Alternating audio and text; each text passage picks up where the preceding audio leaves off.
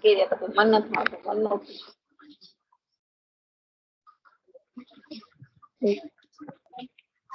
હા બધું ये क्यों अभी ऐसा होता है हमारे तो पहले तो यूज होता था अभी तो हाथवानी जैसा ही होता है इसमें भी सर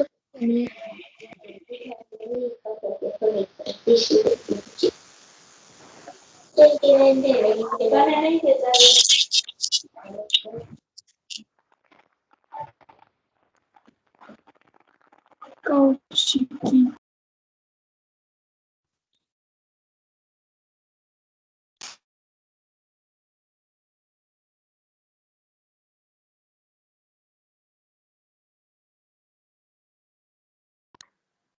બેટા તમારી પરીક્ષાઓ સારી ગઈ હશે એફવાય ની એવા સંજોગો ઊભા થયા છે કે પાછા ઓનલાઈન જ ભણવાનું શરૂ થયું છે અમને એમ હતું કે 22મી થી આપણે ઓફલાઈન ભણશું પણ આપણે ઓનલાઈન જ ભણવાનું છે એક બે દિવસ હું તમને મૌખિક વાત કરી લઈશ કોર્સની અને પછી બનશે તો બોર્ડમાં ભણાવીશ એવો પ્રયત્ન કરીશ એક બે દિવસ ટાઈમ ટેબલ સેટ કરતા થશે એટલે તમે કદાચ આ સમય અનુકૂળ છે કે નહીં તમે મને કહેજો વોટ્સઅપ ઉપર અને બને ત્યાં સુધી તમારા મોબાઈલ ના જે અંદર ઓડિયો છે એ બંધ રાખજો હવે આપણે જે સેમિસ્ટર 2 માં જે ભણવાના છીએ એ પેપરનું નામ મૂળભૂત મનોવૈજ્ઞાનિક પ્રક્રિયાઓ ભાગ 2 અને પેપર નંબર 3 ભણવાના છે પહેલું પેપર આપણે ભણી ગયા હતા સેમિસ્ટર 1 માં મૂળભૂત મનોવૈજ્ઞાનિક પ્રક્રિયાઓ ભાગ 1 અને અત્યારે સેમિસ્ટર 2 ની અંદર એ જ ચોપડી છે પણ એનો ભાગ 2 આપણે ભણવાના છે તમે પ્રશ્ન પૂછો તે પહેલા હું તમારી જે સમસ્યા છે દૂર કરી દઉં કે આની ચોપડીઓ લાઇબ્રેરીની અંદર જો છે તો જૂની હશે અને એમાં 1 અને 2 ભેગું હશે કદાચ 2 ની ચોપડીઓ હોય તો કોર્સ પ્રમાણે નહીં હોય એકાદ કોર્સ નવો છે તો ક્યાંય હિચકિચાટ અનુભવવાની જરૂર રહેતી નથી કૌટિલ્ય વાંચવું કે ચોપડી વાંચવી કે શું વાંચવું એની ચર્ચા તમારે બહુ કંઈ કરવાની નથી હું તમને પોતે ભણાવીશ તમારે ચોપડીની જરૂર પડશે જ નહીં પણ ચોપડીની જરૂર પડે તો રેફરન્સ તરીકે તમે લઈ શકો છો હવે અત્યારે ટેકનોલોજી એવી છે કે યુટ્યુબ ઉપરથી તમે તમામ માહિતીઓ લઈ શકો છો એટલે કદાચ એકાદ પ્રશ્ન ન હોય એકાદ ટોપિક ન હોય ચોપડીમાં તો મૂંઝાતા નહીં વિદ્યાભવન કરીને જે દુકાન છે કોલેજની બાજુમાં ત્યાંથી ચોપડીઓ ત્યાંથી કૌટિલ્ય અને ચોપડીઓ મળી જાય છે પણ સાલ જોઈ લેવી કયા વર્ષની છે આઝાદી પહેલાની નહીં લેવાની તો 1920 ની કેમ હોય તો લઈ લેવાની હવે આપણે કોર્સ લખીએ છીએ મેં તમને વાત કરી કે તમે બોલપેન અને નોટ બાજુમાં રાખજો હું કોર્સ વિશે માહિતી આપું છું ગુજરાતી અને ઇંગ્લિશ બંનેમાં એટલે તમે ઇંગ્લિશ વાળા ઇંગ્લિશમાં લખી શકે ગુજરાતી વાળા ગુજરાતીમાં લખી શકે સેકન્ડ સેમિસ્ટરમાં paper number 3 basic psychological process part 2 એમાં આપણે સૌથી પહેલું યુનિટ અથવા પહેલું ચેપ્ટર જે કરવાના છીએ એ પર્સનાલિટીનું છે વ્યક્તિત્વ એટલે પર્સનાલિટી એ પહેલા ચેપ્ટરનું નામ છે એને વ્યક્તિત્વ તરીકે આપણે ઓળખી છે વ્યક્તિત્વ હવે એની અંદર કયા કયા ટોપિક આપણે ભણવાનું વ્યક્તિત્વ એટલે શું અને વ્યક્તિત્વનું સ્વરૂપ અથવા વ્યક્તિત્વને કેવી રીતે ઓળખી શકાય એટલે meaning and definition of psychology meaning and definition of personality and nature એનું સ્વરૂપ વ્યક્તિત્વ એટલે શું અને એનું સ્વરૂપ પછી છે ટાઈપ્સ ઓફ પર્સનાલિટી એટલે વ્યક્તિત્વના પ્રકારો હવે વ્યક્તિત્વના જે પ્રકારો છે એ દરેક મનોવૈજ્ઞાનિકોએ અલગ અલગ રીતે દર્શાવ્યા છે દરેક મનોવૈજ્ઞાનિકોએ વ્યક્તિત્વના પ્રકારો અલગ અલગ દર્શાવ્યા છે તો એમાં કયા કયા મનોવૈજ્ઞાનિકનો ફાળો છે અથવા કયા કયા મનોવૈજ્ઞાનિકોએ પ્રકારો દર્શાવ્યા છે એના નામ હું તમને લખાવીશ અને પછી એના પ્રકારોની વાત આપણે ડિટેલમાં જ્યારે કોર્સ શરૂ કરશું ભણશું સૌથી પહેલો જે પ્રકાર બતાવેલો છે વ્યક્તિત્વના એમાં કાર્લ ગુસ્તાવ યુંગ નામના મનોવૈજ્ઞાનિકે વ્યક્તિત્વના 3 પ્રકારો દર્શાવ્યા છે એમાં અંતર્મુખી બહિર્મુખી અને ઉભયજીવીમુખી અથવા ઉભયમુખી એવા પ્રકારો દર્શાવેલા છે પછી ફ્રોઈડ અને ડોક્ટર સિગમન્ડ ફ્રોઈડ એમણે વ્યક્તિત્વના પ્રકારો દર્શાવેલા છે. આલ્ફ્રેડ એડલર નામના મનોવૈજ્ઞાનિકે પણ વ્યક્તિત્વના પ્રકારો દર્શાવ્યા છે. એટલે યુંગ, ફ્રોઈડ અને એડલર. પછી ડબલ્યુ ઓલપોર્ટ કે જેણે વ્યક્તિત્વની મુખ્ય વ્યાખ્યા આપી છે. વ્યક્તિત્વની વ્યાખ્યા કોણે આપી? તો ઓલપોર્ટ નામના મનોવૈજ્ઞાનિકે આપી. ડબલ્યુ ઓલપોર્ટ અને કેટલ નામના મનોવૈજ્ઞાનિકે પણ વ્યક્તિત્વના પ્રકારો બતાવ્યા છે. એટલે ઓલપોર્ટની વ્યાખ્યા અને એના પ્રકારો અને કેટલ નામના મનોવૈજ્ઞાનિકે આપેલી વ્યાખ્યા એના પ્રકારો. બહુ ટૂંકમાં બ્રીફ આ સમજાવવાનું છે. એટલે આમાં કઈ બહુ વધારે સમજવાની જરૂર નથી. કઈ આપણે એસવાયમાં જોશું પ્રદાનમાં. આઇઝેન્ક નામના મનોવૈજ્ઞાનિકે વ્યક્તિત્વના પ્રકારો આપેલા છે. આઇઝેન્ક. પછી રોજર્સ અને મેસ્લો નામના મનોવૈજ્ઞાનિકે પણ વ્યક્તિત્વની વાત કરેલી છે. રોજર્સ અને મેસ્લોના આપણે પ્રેરણાના સિદ્ધાંતોની વાત કરી ગયા હતા. તો રોજર્સ, કાર્લ રોજર્સ અને મેસ્લો. અને છેલ્લી વાત છે એ બાંડુરા નામના મનોવૈજ્ઞાનિકે પણ વ્યક્તિત્વની વાત કરેલી છે. તો આવી રીતે યુંગ, ફ્રોઈડ, એડલર, ઓલપોર્ટ, કેટલ, આઇઝેન્ક, રોજર્સ, મેસ્લો અને બાંડુરા નામના મનોવૈજ્ઞાનિકે વ્યક્તિત્વ વિશે શું કહ્યું છે, અથવા વ્યક્તિત્વના શું પ્રકારો આપેલા છે, અથવા એનો શું અભિગમ છે, એપ્રોચીસ, એના વિશેની વાત આપણે ટૂંકમાં કરવાની છે. અને છેલ્લી વાત એ છે કે વ્યક્તિત્વ ઉપર અસર કરતા પરિબળો, ડિટરમિન્સ ઓફ પર્સનાલિટી, એટલે કયા કયા ફેક્ટર, અફેક્ટેડ ફેક્ટર જે છે, ઇફેક્ટ કરે છે બાળકના વ્યક્તિત્વના ઘડતરમાં, કયા કયા પરિબળો મહત્વનો ભાગ ભજવે છે જે વ્યક્તિત્વને સારી રીતે કેળવી શકે છે, તો વ્યક્તિત્વને રૂંધી પણ શકે છે, અટકાવી પણ શકે. એવા કયા, એમાં મુખ્ય 4 ફેક્ટરની વાત કરી છે. એમાં એક છે બાયોલોજીકલ, એટલે જૈવીય ફેક્ટર જેને કહેવાય છે, જૈવિક પરિબળો કે જે વ્યક્તિત્વના ઘડતરમાં મહત્વનો ભાગ ભજવે છે. અને જૈવિક ફેક્ટરની વાત આવે, બાયોલોજીકલ ફેક્ટરની વાત આવે એટલે એ વારસા આધારિત છે, હેરિડિટી આધારિત છે, માતા પિતા દ્વારા મળેલા ફેક્ટર છે. પછી બીજું છે કલ્ચરલ, સાંસ્કૃતિક પરિબળો, એટલે જે સમાજમાં આપણે રહીએ છીએ એ સમાજની સંસ્કૃતિને ધ્યાનમાં લઈને આપણું જે વ્યક્તિત્વ ઘડાય છે એની વાત કરવાના. પછી છે સોશિયલ, એટલે સામાજિક પરિબળો, અને ખાસ કરીને સામાજિક પરિબળો છે આપણા વ્યક્તિત્વને કાં બગાડે છે અને કાં વધારે છે સારી રીતે. તો સોશિયલ, સામાજિક પરિબળો. અને પરિસ્થિતિજન્ય, સિચ્યુએશનલ, પરિસ્થિતિજન્ય પરિબળો છે એ વ્યક્તિત્વ ઉપર અસર કરે છે. તો આ જે પહેલો જે પાઠ છે, પહેલું લેસન છે, પહેલું ચેપ્ટર છે એ છે પર્સનાલિટી. હવે બીજી જે વાત કરીએ છીએ, બીજું લેસન, બીજું ચેપ્ટર, બીજો પાઠ એ છે લર્નિંગ પ્રોસેસ, શિક્ષણની પ્રક્રિયા. આ બીજું લેસન આપણે કરવાના છીએ.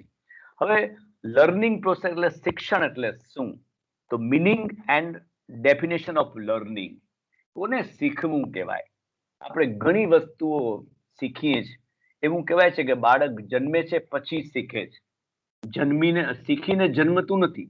કોઈ પણ બાળકનો જન્મ થાય છે ત્યારે જન્મ્યા પછી એ શીખવાની પ્રક્રિયામાં જોડાય છે અને એ આજીવન ચાલુ રહે છે અને નવું નવું શીખતો જાય છે. પણ બાળક શીખીને જન્મતું નથી. આ એક બહુ ક્લિયર વાત છે. તો એ બાળક, શિક્ષણનો અર્થ એટલે શીખવું એટલે શું, શું શીખવું એની વાત આખી એમ આવે છે. નેચર ઓફ લર્નિંગ એટલે કે શિક્ષણનું સ્વરૂપ શું છે, કેવા પ્રકારની બાબતો છે શિક્ષણ સાથે સંકળાયેલી છે. પછી ફેક્ટર્સ અફેક્ટિંગ ઓફ લર્નિંગ એટલે શિક્ષણને અસર કરતા ઘટકો કયા કયા છે. દરેક બાબતમાં વ્યક્તિત્વને અસર કરતા ઘટકો પણ આપણે જાણી ગયા, એમ શિક્ષણ ઉપર કયા કયા ઘટકો અસર કરે છે. તો 8 થી 9 ઘટકો એવા છે કે જે આપણા શિક્ષણ ઉપર, આપણા લર્નિંગ પ્રોસેસ ઉપર અફેક્ટ કરે છે, ઇફેક્ટ કરે છે, અસર કરે છે. તો ફેક્ટર્સ અફેક્ટિંગ ઓફ લર્નિંગ.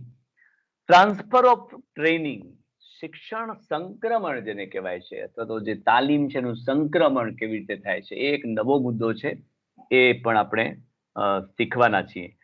પછી આવે છે શિક્ષણની જે role of motivation in learning, એટલે શિક્ષણની મહત્વ છે. શિક્ષણની અંદર પ્રેરણા શું મહત્વ દર્શાવે છે, સ્ત્રોત જે કહેવાય છે, શીખવા માટેનો જે સ્ત્રોત છે એ પ્રેરણા દ્વારા પ્રાપ્ત થાય છે. મને શીખવાનો રસ જ ન હોય તો કઈ હું શીખી શકવાનો, એટલે સ્ત્રોત અથવા તો રોલ ઓફ મોટિવેશન, પ્રેરણાનો ભાગ શું છે શીખવામાં, એ બહુ મહત્વનું છે. અને હવેનો જે મુદ્દો છે એ આપણે જો આર્ટ્સમાં 11-12માં મનોવિજ્ઞાન રાખ્યું હશે તો આવડતું હશે, એ છે theory of learning. Theory of learning એટલે કે શીખવાની થિયરી શું છે, કઈ રીતે શીખી શકાય, મેથડ્સ ઓફ લર્નિંગ, પદ્ધતિઓ કઈ છે. તો એમાં આવે છે ટ્રાયલ એન્ડ એરર લર્નિંગ, એટલે કે પ્રયત્ન અને ભૂલ દ્વારા શિક્ષણ. તેમાં કયા કયા મનોવૈજ્ઞાનિકોએ કામ કરેલું છે એના પ્રયોગો આવશે.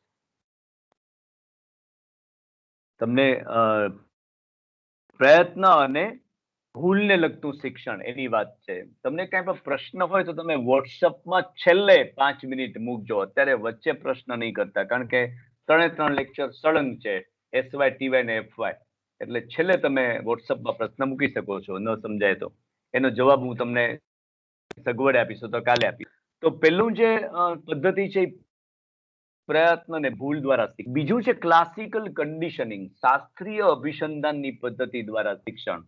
એટલે શાસ્ત્રીય અભિસંધાનની પદ્ધતિ આવે એટલે સીધું આપણે લાઈટ થવી જોઈએ. કઈ? તો ઇવાન પાવલોનો પ્રયોગ છે શાસ્ત્રીય અભિસંધાનનો, કૂતરા ઉપરનો પ્રયોગ, એ નજર સમક્ષ દેખાવો જોઈએ જો તમે ભણી ગયા હો તો, નહીં તો આપણે ભણશું. ત્રીજું છે ઓપરન્ટ કન્ડિશનિંગ, એટલે કે ક્રિયાત્મક અભિસંધાન, સાધનાત્મક અભિસંધાન, કારક અભિસંધાન જેને કહેવાય છે, ક્રિયાત્મક અભિસંધાન. શિક્ષણના પ્રકારો આધારિત આ બધા પદ્ધતિના પ્રકારો છે. ઓપરેન્ટ ની વાત આવે ત્યારે સ્કિનર, BF સ્કિનર ની વાત આવે તો ડોક્ટર BF સ્કિનરે કયું અભિસંધાન આપ્યું હતું? ક્રિયાત્મક, એની વાત આવશે. અને છેલ્લું છે ઇનસાઇટ લર્નિંગ, આંતરસૂઝ અંગેનું શિક્ષણ. ઇનસાઇટ, પ્રાણી ને માનવીની અંદર અમુક પ્રકારની આંતરસૂઝ રહેલી છે, આત્મસૂઝ રહેલી છે, અને એના આધારે એ શીખવાની પ્રક્રિયા કરે છે. તો W કોહલરના પ્રયોગો છે, એ આંતરસૂઝ અંગેના પ્રયોગો આપણે શીખવાના છે. તો આ બીજું ચેપ્ટર અહીંયા આપણે કોર્સનું પૂરું કરીએ છીએ, ખાલી કોર્સ લખવા પૂરતું. ત્રીજું જે યુનિટ છે, ત્રીજું ચેપ્ટર છે, અથવા તો ત્રીજું લેસન કે પાઠ છે, એ છે મેમરી એન્ડ ફોરગેટિંગ, એટલે સ્મૃતિ અને વિસ્મૃતિ. જીવનની આ બહુ મહત્વની એક માનસિક પ્રક્રિયા છે કે આપણે માનવી છીએ એ યાદ રાખી શકે છે, એ સ્મૃતિ જાળવી શકે છે, યાદ રાખી શકે, જ્યારે પશુઓમાં સ્મૃતિ નથી. એટલે જો આપણામાં સ્મૃતિ ન હોય તો આપણું જીવન પશુ જેવું બની જાય. બેટા તમારા ઓડિયો બંધ રાખશો પ્લીઝ. તો મેમરી અને ફોરગેટિંગ બંને સિક્કાની બે બાજુ જેવું છે.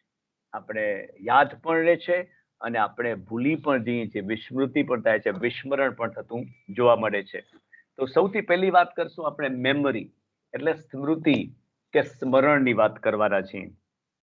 તો meaning and definition of memory, એટલે સ્મૃતિની વ્યાખ્યા અને એનો અર્થ એ આપણે જો. પછી stage of memory, stages, stage એટલે કે તબક્કાઓ. સ્મૃતિના તબક્કાઓ કેટલા છે, કેટલા તબક્કા પાર કરીએ ત્યારે આપણે યાદ રાખી શકીએ, આપણા મનમાં એ છપાયેલું રહે છે અથવા તો સ્મૃતિ રૂપે તાજું રહે છે. તો સ્ટેજીસ ઓફ મેમરી, સ્મૃતિના તબક્કાઓ કે ઘટકો. પછી આવે છે ટાઈપ્સ ઓફ મેમરી, એટલે કે પ્રકારો. સ્મૃતિના કેટલા? સ્મૃતિના બે પ્રકારો છે, short term and long term memory. Short term એટલે ટૂંકા ગાળાની સ્મૃતિ, અને લોંગ ટર્મ એટલે કે લાંબા ગાળાની સ્મૃતિ. કેટલીક વસ્તુઓ ટૂંક સમય માટે યાદ રહે છે તો કેટલીક વસ્તુઓ લાંબા સમય સુધી યાદ રહે છે. પછી સારી સ્મૃતિના લક્ષણો, કેરેક્ટરીઝ ઓફ ગુડ મેમરી, એટલે સારી સ્મૃતિના લક્ષણો, કેવી રીતે આપણે સારી રીતે સ્મૃતિ રાખી શકીએ, યાદ રાખી શકીએ, એની વાત છે. અને સ્મૃતિનું માપન, મેઝરમેન્ટ મેથડ જે કહેવાય છે મેમરીનું સ્મૃતિનું માપન કેવી રીતે કરવું, તો એની અંદર જ બીજો ટોપિક છે ફોરગેટિંગ, વિસ્મૃતિ, વિસ્મરણ, ભૂલી જવું. તો વિસ્મૃતિની વ્યાખ્યા અને એનો અર્થ, ડેફિનેશન ઓફ ફોરગેટિંગ, અને વાય વી ફોરગેટ, શા માટે આપણે ભૂલી જઈએ. ઉંમરને કારણે ભૂલી જઈએ જુદી વાત, પણ વાય વી ફોરગેટ, શા માટે ભૂલી જઈએ છીએ, એ વાત આવશે. પછી થિયરીઝ ઓફ ફોરગેટિંગ, વિસ્મૃતિની પ્રક્રિયા છે, થિયરી શું છે, શા માટે લોકો વિસ્મૃતિ પામી જાય છે, તો વિસ્મૃતિની પ્રક્રિયા. પછી ફોરગેટિવ કર્વ ઓફ ફોરગેટ, તો ફોરગેટિંગ વિસ્મૃતિ છે એના સિદ્ધાંતો, વિસ્મૃતિના સિદ્ધાંતોની વાત એની અંદર આવે છે, એના કારણોની વાત આવે છે કે વિસ્મૃતિ શા માટે થાય છે એ, અને સ્ટ્રેટેજીસ ફોર ઇમ્પ્રુવિંગ મેમરી, આપણે સારી સ્મૃતિ કેવી રીતે મેળવી શકીએ, આપણે સ્મૃતિ કેવી રીતે વધારી શકીએ, એની વાત એની અંદર આવે છે. તો એ આપણે પ્રશ્ન કરવાનો રહેશે. ચોથું યુનિટ અથવા ચોથો ટોપિક અથવા ચોથો પાર્ટ છે એ છે thinking process, cognition process. Thinking process ની વાત છે એટલે કે વિચારણાની પ્રક્રિયા. માનવી જ એક વિચારશીલ પ્રાણી કહેવાય. માનવી વગર કોઈ વિચારી શકતું નથી. પ્રાણીઓની અંદર જે શક્તિ છે એ ઘ્રાણેન્દ્રિય અને સ્પર્શેન્દ્રિય છે, એ વિચારી શકતી નથી. ત્યારે માનવી છે એ થિંકિંગ પ્રોસેસ, એનામાં વિચારવાની શક્તિ છે. એટલે જ આપણે સારું વિચારવાનું કહીએ છીએ, તો સારું બહાર આવશે, સારું અમલ થશે. પોઝિટિવ થિંકિંગ ની વાત અહીંથી શરૂ થાય છે. એટલે વિચારણા છે એ અપ્રકટ શબ્દો છે અને વાણી દ્વારા એ પ્રગટ શબ્દો બહાર આવે છે. તો વિચારણા, થિંકિંગ, એનો પહેલો ટોપિક છે meaning and definition of thinking. એટલે કે વિચારણા એટલે શું અને એનો વ્યાખ્યા, એનો અર્થ કે વ્યાખ્યા સમજાવો. Nature and characteristic of thoughts, એટલે વિચારોના લક્ષણો અથવા તો વિચારણાની પ્રક્રિયાનું સ્વરૂપ શું એ સમજાવો. Basic sources of error in reasoning, અહીંયા આ નવી વસ્તુઓ છે કે આપણે જે રીઝનિંગ છે, તાર્કિક બાબતો છે, તર્ક છે, એમાં મુખ્ય સ્ત્રોત કયા છે, તેને કારણે આપણે તર્ક કરીએ છીએ, વિચારણા કરીએ છીએ, કલ્પના કરીએ છીએ, તેના બેઝિક રિસોર્સિસ, એના સોર્સિસ છે, એ સ્ત્રોત કયા છે, તેને કારણે આપણે વિચારીએ છીએ, તર્ક કરીએ છીએ. એ ટાઈપ્સ ઓફ થિંક, એટલે કે વિચારણાની પ્રક્રિયાના પ્રકારો છે, એ કયા કયા છે, કેવા પ્રકારની વિચારણા કહી શકાય, તો વિચારણાના પ્રકારો. પછી આવે છે સ્ટ્રેટેજીસ ઇન ક્રિએટિવ થિંકિંગ, સર્જનાત્મક વિચારણાની વાત આવે છે. સર્જનાત્મક વિચારણા એટલે શું? પોઝિટિવની વાત છે, પોઝિટિવ થિંકિંગ, એના જેમ ક્રિએટિવ થિંકિંગ, ક્રિએટિવિટી, સર્જનાત્મક વિચારણા.